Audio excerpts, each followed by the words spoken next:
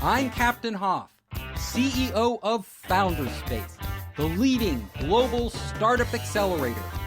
I'm also author of the award-winning books, Make Elephants Fly, Surviving a Startup, and The Five Forces. Brain tech of the future. What lies in store for us in the next 10, 20, 30 years? Where is this technology going where we can actually connect the human brain to the internet? What does that mean for us as individuals? What does that mean for our society? And what does that mean for humanity as a whole? How will that change us?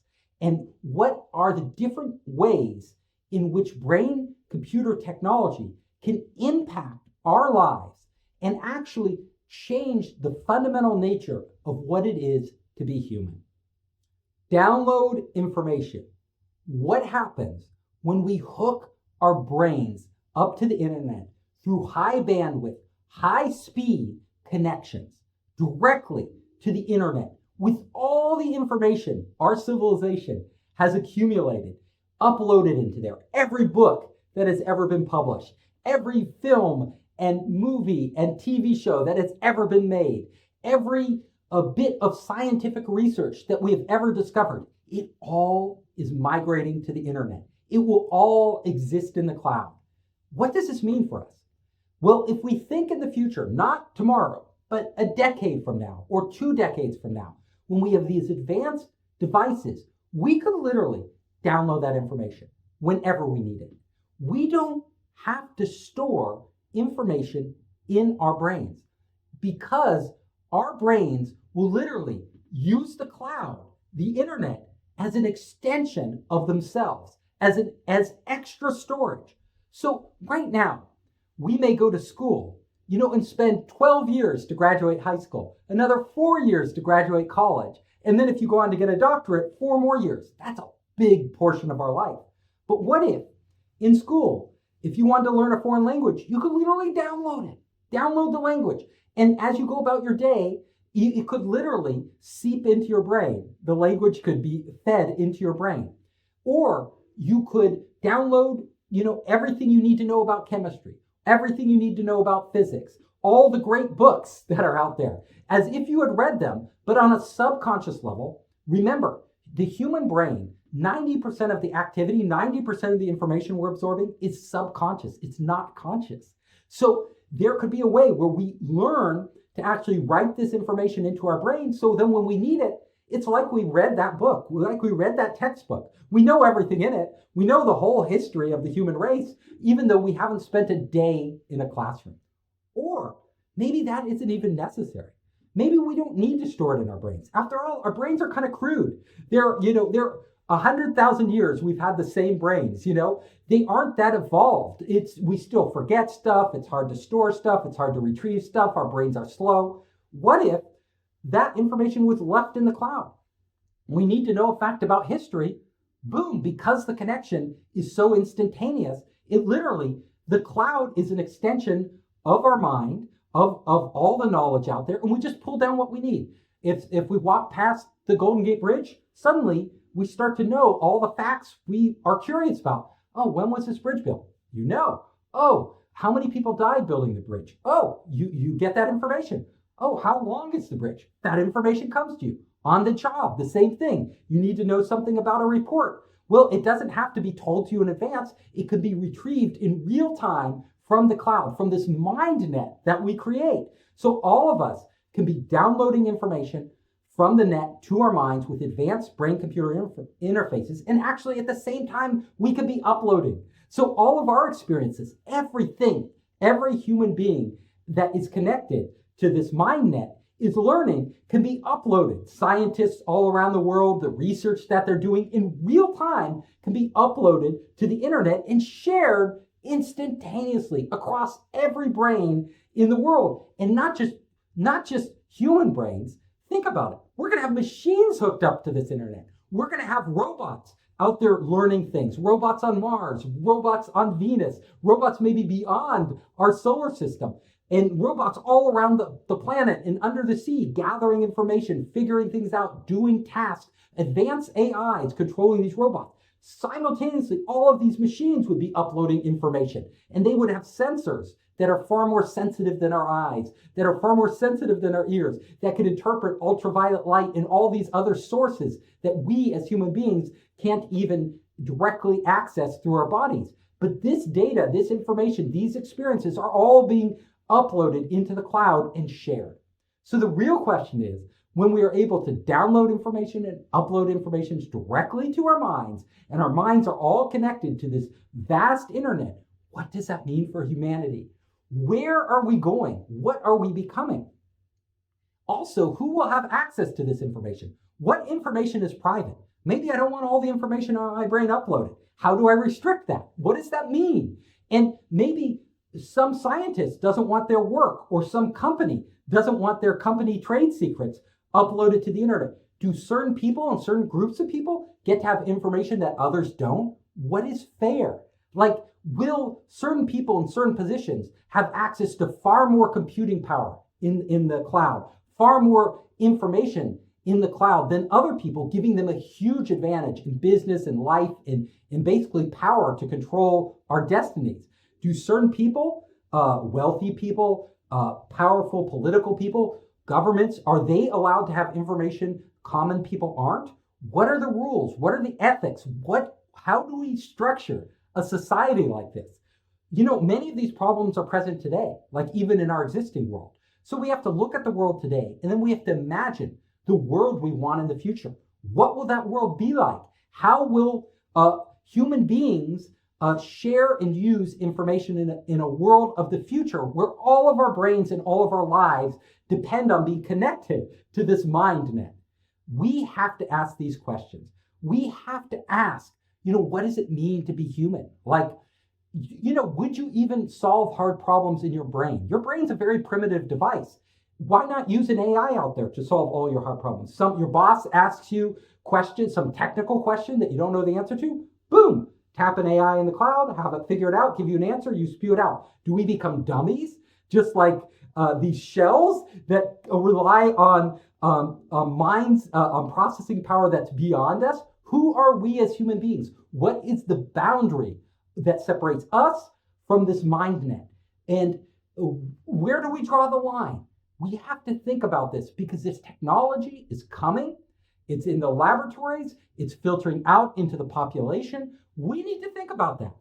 This is probably one of the most crucial junctures humanity will ever hit. And the decisions we make today are going to have profound implications for the future of all of us. And this is just the beginning. What I'm talking about now, how we interface with information and with processing power directly from our brains and the internet, is just the tip of the iceberg.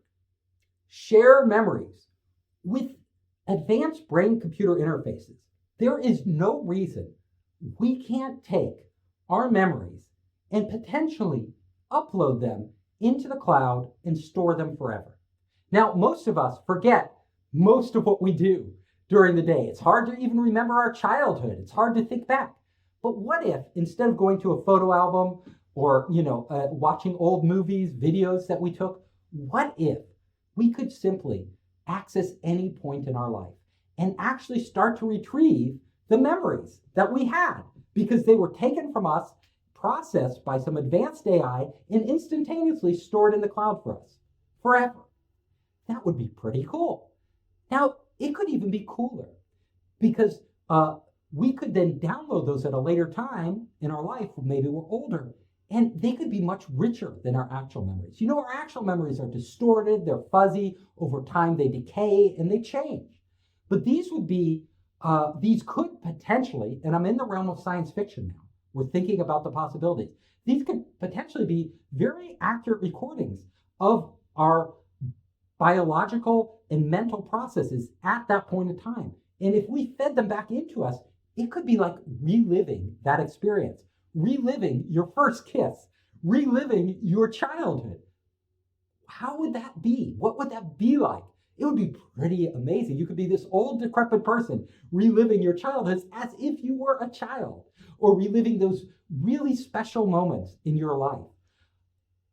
There's other things you could do. What if instead of taking your memories, what if you access someone else's memories, like your parents' memories, like your grandparents' memories that were uploaded into this brain net, and you downloaded them into yourself, and you got to see what it was like to be them in that moment of time? Wouldn't that be freaky? Even with a person you love, it could be a relative, it could be your husband, your wife, your boyfriend, your girlfriend. You could start to exchange memories. What would it be like to swap memories?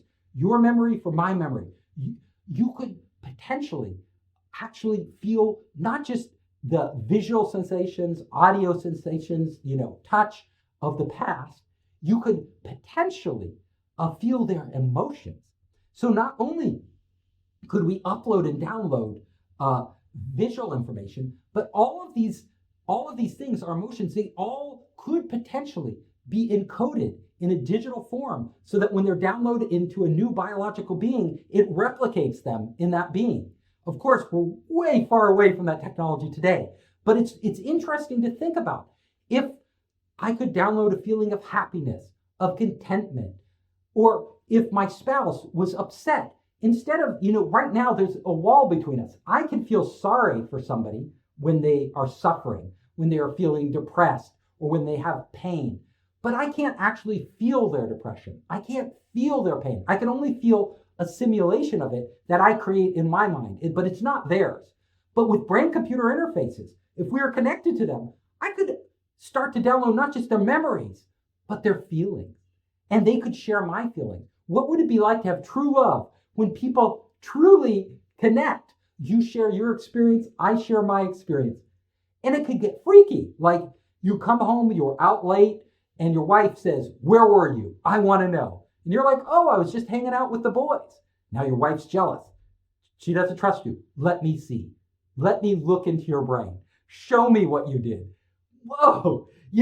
It could create a lot of complications that we don't have today. Like, a lot of people say, "I love you," but their meaning of love is different than somebody else's. If you connect with somebody's mind, you could potentially know not what they're telling you they feel, but what they actually feel. And could we artificially induce love, induce emotions, like create a more loving bond by merging our brains together? These are questions we don't know the answer to, and they're very strange. But we are on the cusp of this type of technology. Now, we're well away from what I'm talking about, but we're moving in that direction. And I predict someday these ideas, which are science fiction now, will become our reality, will change how we view ourselves. We literally will be connecting with other people's minds, their thoughts, their memories, their emotions, and exchanging these in real time throughout our life, through the internet, through brain-computer interfaces. Programmable dreams. Well, Freud would have a field day with this. In the future, with brain-computer interfaces, we will literally be able to record our dreams, record them, upload them into the cloud, and then whenever we wanted, we could access our dreams. We could relive our dreams. We could experience them. How freaky would that be? We could exchange dreams with other people. And even more than that, we could decide what type of dreams we wanted to have. Imagine if you're wearing a brain-computer interface to sleep, instead of getting a nightmare or one of those anxiety dreams where you're late, you're running late and everything's going wrong and you're all stressed out, you could actually potentially have an AI feed you the type of dream you want to dream. Maybe it's information. Maybe you're learning in your dream. Maybe it's marvelous experiences you're having in your dream that you could never have in real life. And where do dreams separate from our real life? Like, honestly, with brain-computer interfaces, do we need a virtual reality device? Do we need like a headset to kind of escape the real world and go into a virtual world? Or is that real world actually able to exist just in our mind? We know when we're sleeping, even the most fantastic things feel real. Like, you could fly, you could, break through walls, you could be a superhero. In your dreams, you could do things you could never do in normal life.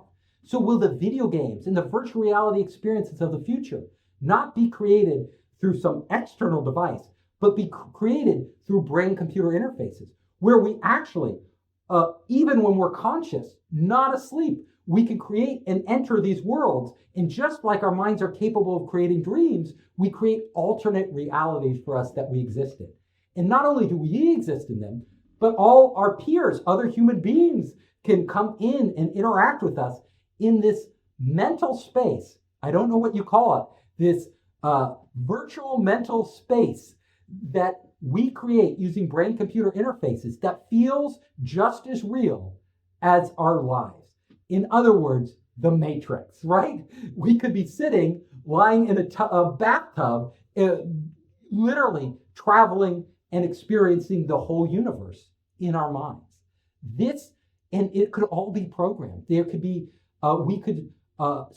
we could start to create experiences for ourselves we could have never dreamed possible, connections for ourselves, ways to learn, ways to interact with other human beings and with AIs that are unimaginable today. That could be normal, routine in the future. Just like nobody, 100 years ago could imagine us walking around on social networks communicating all day. They just wouldn't understand what that is like. We may have that potential to create this technology, this technological existence, this mental existence, which is both wed to the physical world and totally divorced from the physical world. And you have to think about it. We may be living in a dream, like a programmable dream. Like some of it may be us walking through the physical world, but that physical world may be augmented with things that are in our head, but are indistinguishable from the physical world. Like we pick up an object, it may be a mental object, just like a virtual object, but it feels real. We feel it's real.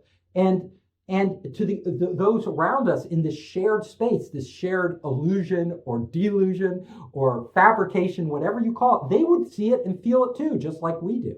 We would create these alternate shared realities, this merging of the minds, of technology, of our creativity, of our imagination, of our dreams, all within the sphere of our lives. And waking and sleeping wouldn't really be that different. Like we would literally be moving continuously through this experience where, like, when you're sleeping at night, you could be meeting other people in your dreams. Only it's not a dream when you meet them. You are actually really meeting other people in your dreams. It's not you imagining them. They are actually having that experience too. Like our dreams could be merging together. They could be selling game packs, like like you download a game today or a movie to play and watch. You could download a dream set, the exotic vacation dream, the erotic fantasy dream, the industrious learning dreams, the Harvard advanced physics dreams, whatever they are. And you could be downloading these reality packs in real life and experiencing them. So I am just pushing the limits. I'm trying to imagine, like, what could happen when we have advanced computer interfaces combined with AI, combined with almost unlimited processing power in the net and unlimited storage. What will our lives be like? BrainNet. What happens when we take human brains and in mass connect them together through the internet? What does this mean? So at Duke University, they did the experiment with the monkey, where they had 3 monkeys solving a complex problem together, even though each of the monkeys was only given partial information. And the monkeys did this, not consciously, but they shared information and computing power, problem-solving power at a subconscious level. Could this same dynamic hold true once we connect dozens, hundreds, thousands, or even millions of people into a brain net? With all of us absorbing information, with all this distributed processing power, what does it mean for our future? Will we become one supermind? A mind made up of all these individual minds, each of them processing pieces of information about our universe, pieces of information about our lives, each of them capable of computing and solving problems together. And then we combine that with all the processing power of our machines, of our computers, of our robots, with all the sensory input they are gathering, and wed it all together with a mesh of AIs coordinating, synthesizing, combining all this different information, all these different experiences, and coming up with solutions to problems that us collectively, all of us, humanity faces.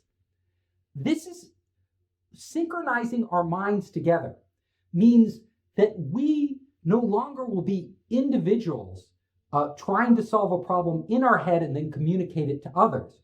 We will literally be extensions of one another. And in a synchronized world, a brain net with all of us communicating and working towards common goals, what is the human race capable of? My guess is that if it's done right, we would be capable of far more, exponentially more than we are today, than we are able to do today. Because if you look how we're connected today, through the internet, chat applications, video, all of these things, it's fairly crude. But when we have mind-to-mind connections, when all of our minds are able to, at multiple levels, conscious levels and unconscious levels, exchange information, collaborate, cooperate, that totally changes the dynamic. Imagine just being a simple example of being on a construction site with other workers. If all of you are connected to a brain net, all of you know kind of intuitively what the others are doing. You're aware of it on some level. You would be able to avoid accidents. You would be able to coordinate building materials. But this is just like one small example. If you extrapolate that to everything humans are doing around the globe, on this planet, and potentially even on other planets, what does that mean? What would humanity be? Will we be one giant distributed beast with an emergent consciousness that maybe that consciousness is higher above all the other consciousnesses? Like, think about it. Our brains have multiple processing centers, but there's no center that we have been able to identify that is the center of consciousness. Consciousness seems to be an emergent property of our entire brain functioning as it does at a certain high level. Well, if you take, millions, even billions of living brains and actually wire them together, would there be an emergent consciousness that comes up taking advantage of the processing power of all these individual brains? And then when you combine that with AIs and the processing power of advanced semiconductors and input from all these advanced sensors, what do you get? What is the end result? And where will that take us? You could imagine, and this is purely in the realm of speculation, purely in the realm of science fiction, but 100 years from now, even beyond that, could we be building a higher consciousness that is almost godlike in its powers? And that we would be a small part of that, each human being a little bit of it, like, an ant in an ant colony, a bee in a hive mentality, but taken to a whole nother level of abstraction, where that ultimate consciousness is able to perceive things and understand things about our universe that no individual could possibly do. Yet we would benefit from that understanding, because at some level, that consciousness would be ours. It would be shared, and it would be coordinating all of our activities. That is the potential, the end goal, let's say, in the future for brain-computer interfaces. This could be where this technology is taking us. When human beings are no longer individuals, but they are a part of a greater organism that we have artificially constructed, that takes all the advances in technology and combines them, the amount of power of this collective would dwarf anything any a single human being or even groups of human beings working in isolation could ever come close to. And we can't, as a human being today, I can't even begin to imagine society with those types of capabilities. But it's important to start thinking about this because although it's very crude right now, the state of brain-computer interfaces, they exist, but they're really, really primitive. We're on that path. We are going in this direction. And someday, I am sure, if the human race is around, that we will achieve this goal. Just like it was almost impossible for our prehistoric ancestors to imagine the world we live in today and the capabilities we have with these, computing devices and rocket ships taking us to Mars and electricity and all these things that just seem like magic. In the future, we can just begin to catch a glimpse of what our society and the human race will be like as we combine our mental capabilities and merge them with our machines. Live outside your body. When all of us have advanced brain-computer interfaces in the future, not tomorrow, but 10, 20, 30 years from now, what does that mean for our existence, how we live?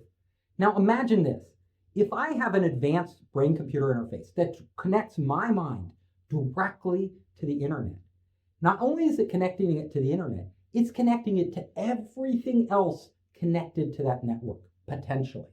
So, in the future, I could actually look through the eyes of another human being because what's the incoming visual images that they're capturing through their eyes are being uploaded to the internet. Why couldn't I access that feed and feed it into my brain? So, if I wanted to see through my wife's eyes, I could literally look through her eyes. We could potentially actually feel what another person is touching. They did the experiment with rats where they could actually map the whiskers of one rat that what one rat was feeling on its whiskers to another rat's brain. And the other rat interpreted the signals coming from that first rat as an extension of its own body. So our bodies could literally merge together. In essence, we could be living outside the restrictions of our body. Right now, we're trapped in these biological shells. But in the future, if we really connect with high bandwidth to an internet where all these other living beings are connected, we could experience the world through them. I could actually go out into the world and have all sorts of experiences I could never have in my normal life. So imagine I wanted to swim through the ocean like a dolphin. Like that was my dream.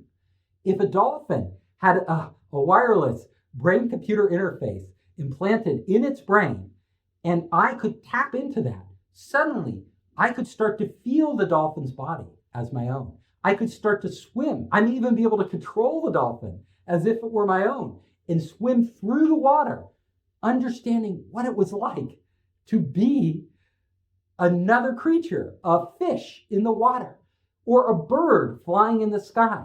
These ideas seem crazy, but they're, with advanced brain-computer interfaces, there's no reason at some point in time we won't be able to experience these things. And it could be life-altering. You can imagine experiencing life outside your body, not just in other living beings, other biological beings, whether it's a friend of yours, a movie star, an animal. You could actually experience what it was like to be a robot. Literally, you connect your brain to the input from that robot, and you could start to see through the robot's eyes, feel through the robot's arms. You could control that robot. That robot could become a surrogate self, an extension of yourself. So all of us may actually have robot selves. And we might not just have robot selves on this planet. We might have robot selves on other planets. So we may not travel to Mars with our human body, which is very fragile. We may actually just connect to a robot on Mars. And assuming the connection was not delayed, we had some new form of quantum entanglement that could allow instantaneous connections between people on Earth and other planets, we could literally walk in the shoes of that robot, which could survive in very hostile and harsh environments without any problem.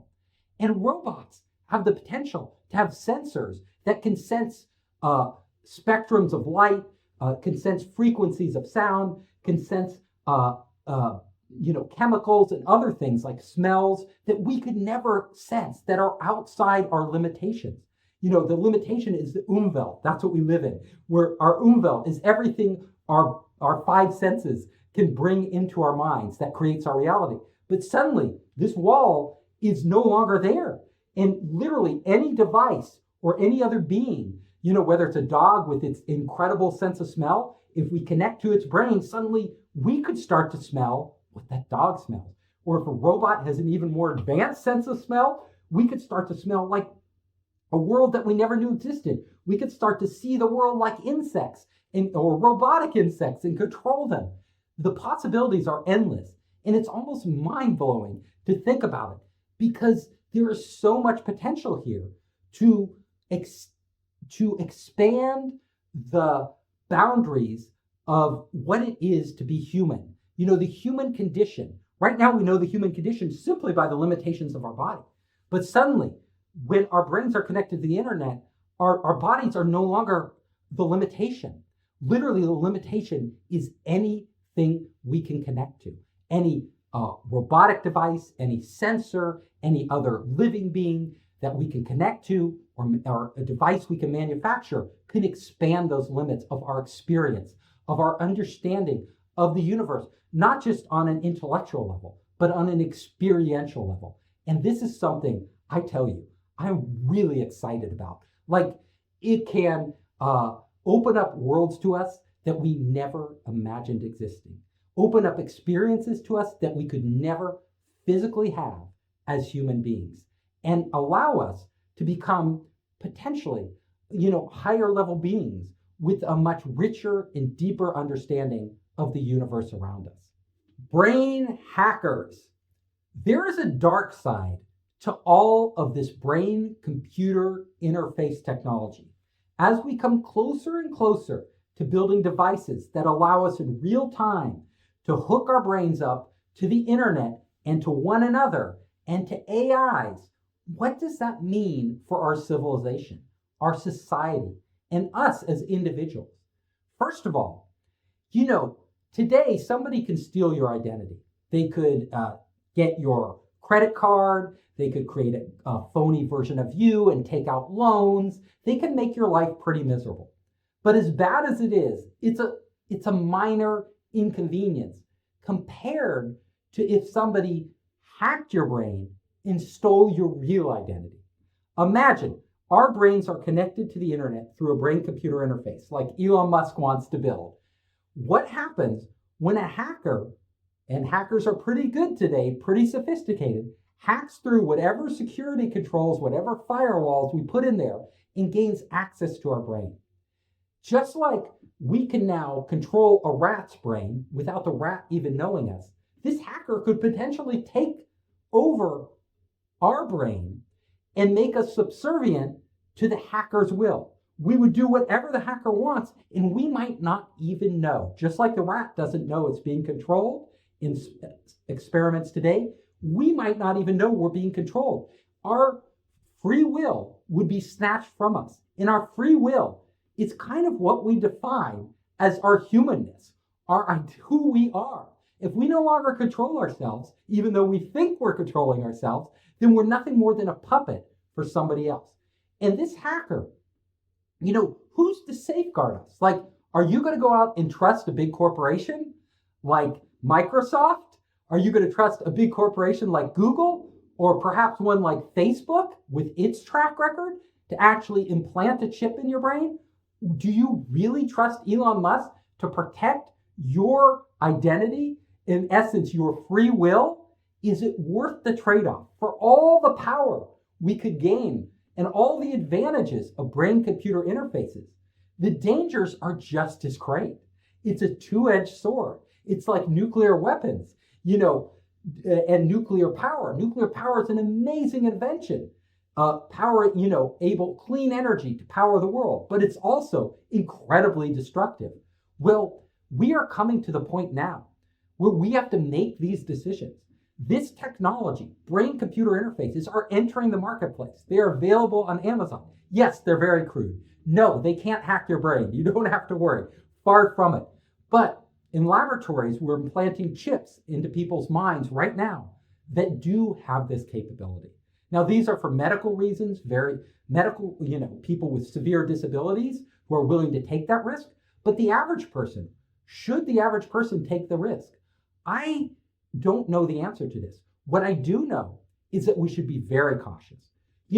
There are governments out there that may use the back door to our brain to completely control society. Enough people have these brain chips, and perhaps we are mandated to have brain chips. Certain dictatorial governments may say you have to get a brain chip. And as soon as we get them, literally we can be controlled, right? Anything we do that's out of line with what that governing power wants, we would have to comply to without even resisting, because we don't know we're being controlled. Now, most likely, we will put some safeguards against that. But even corporations, I do not necessarily trust corporations to use our minds or the data from our minds, the data it gathers, ethically. Like, how much of us do we want to expose? If a corporation can access our mind with a brain chip, what's to stop it, just like Facebook, from gathering very private information from us and using it to manipulate us? Maybe we aren't controlled directly. Maybe there's no nefarious power out there dictating everything we do. But simply knowing the buttons to press, knowing how our minds work, using advanced AI to figure that out, they could manipulate our lives, everything we believe, everything we do, all of our action. We're already seeing this, how easy it is to manipulate human beings today with our crude, primitive social networks, with our internet in its infancy. But you imagine when we get to advanced brain-computer interfaces decades from now, how simple and how refined this technology will be to control almost every aspect of our lives and manipulate our emotions and our feelings and our understanding and interpretation of the world. So all of this technology has a bright side and a dark side. And we need, as human beings, to grapple with these issues now. Progress is great. Innovation is great. It boosts the economy. But there's a certain line we're going to cross, which we can never come back on. And if we go across this line blindly, without really thinking about the consequences, all of us could pay the price. We could pay the price with handing over our humanity to some other power. It could be a government power. It could be a private corporation. It could be AIs out there. It could be any number of things that we could literally hand it over. And once we hand it over, it may be impossible to get it back. Literally impossible. So I am making this talk to raise awareness of where we are headed and what it means to implant chips in our brain, even though it's the early stages, even though what we're doing now does not have this potential. But in the not too distant future, we will be that line will be coming closer and closer and closer. And if brain-computer interfaces go into mass distribution and people around the world feel like they have to get a brain chip in order to function, literally, you can't function on a job without a brain chip because you can't compete with anybody, because they are exponentially smarter than you, because they are able to access the unlimited processing power in the cloud and storage and information and transact in ways that are like gods, that you without a brain chip can't do. You would feel forced to upgrade just in order to have relevance and be able to maybe perhaps even earn a living and survive in this world. And if you are put in that position, what does it mean? what baggage comes with that? Is that the opening of Pandora's box? Is the opening of our brains directly to the internet the end of it all, going to unleash all the demons? We need to understand this. We need to begin to put safeguards and limits on this now. Corporations, some companies are already chipping people, in the United States and Europe and other countries, with RFID chips and little simple chips that they can use that are really more gimmicks or toys. But brain-computer interface chips are not that. They are not toys. They are actually very potentially dangerous and destructive devices, which offer incredible power, but come with incredible peril. And so we need to start a dialogue now. We need to get the brightest minds in the world now, not necessarily worrying about AI taking over the world and taking over us, but allowing certain groups of humans combined with technology to control the mass of humanity. And what will they do with this power? And what will it mean for the quality of our lives? Maybe we would live, if our brains were hacked, in ignorant bliss, because we literally wouldn't know it's happening, and they would send good feeling endorphins pumping through us. We would feel great, but all the time we are not us. The us that was us, that had any ability to control and make decisions in our life, our own volition, will have been snatched away. We will not suffer, perhaps. Perhaps we'll live in what I call ignorant bliss while we are being controlled. But is that what we want? And I think most of us would answer no. We would rather suffer than live in bliss if it took away our free will. And that is why it is so imperative that we build up the institutions now to protect us against this, and to actually chart humanity, not let our technology just run wild and in whosever hands out there be used in whatever way. There needs to be a balance. Now, I am pro-technology. I am pro-advancement. I really believe our future could be much better than our past, and that we could move towards a very positive outcome. But I'm also really concerned that there may be certain lines coming up that once we cross over, if we go the wrong direction, there is no going back. Heaven or hell? So my question to all of you now is, will our future be heaven or will it be hell? It could be heaven. All of us could be wired together, literally. And it could be an experience somewhat akin to us imagining an afterlife. Like, we are no longer an individual. We are connected with all the souls of humanity. Our brains are all united. We are a single organism. We are connected as one being, just like the visions that many religions have of what it is to die and become the Buddha or God and connect with humanity on a much higher plane of consciousness. That could happen through brain-computer interfaces. That could be our future. Or we could become literally automatons. We could become robots controlled by some master AI or master group of people, organization that takes away our free will and our humanity. These are our choices. This is what we have to grapple with. And honestly, the choice is ours. There is no, I don't believe it is predetermined, either path, or some middle path between the two, which is most likely some bits of hell and some bits of heaven merged together. And it's going to be really messy, and we're going to have to sort it out. But I would like to see us really, on a deep philosophical level, grapple with what it means to connect our brains to the internet and what directions we want to take humanity. What do we need to become?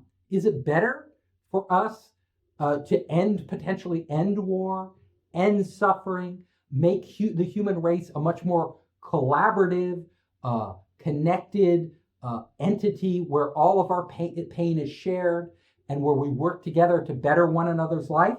through these advanced brain-computer interfaces? Or are we exposing ourselves to such great risks that even with this great promise of nirvana, the risks are too high and we just don't want to go there? That is the question I have for you. And now I will end my talk.